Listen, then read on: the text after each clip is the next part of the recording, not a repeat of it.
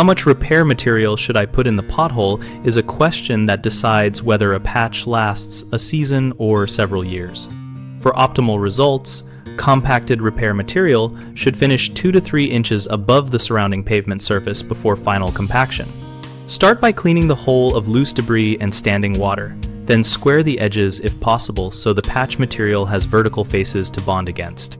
Use a tack coat where recommended to improve adhesion, applying it thinly and allowing tack to become tacky but not wet.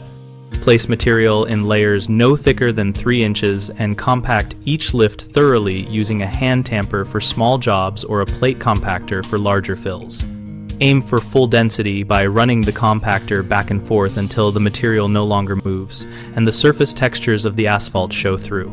For cold patch materials, follow the manufacturer temperature and mixing guidance, and for hot mixes, ensure the material stays hot until compaction begins. Common mistakes include leaving the patch proud without proper compaction, which leads to raveling and a flat spot after traffic compacts it down.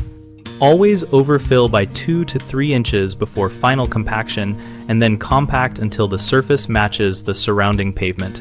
Another issue is inadequate edge preparation that prevents bonding and causes the repair to pop out.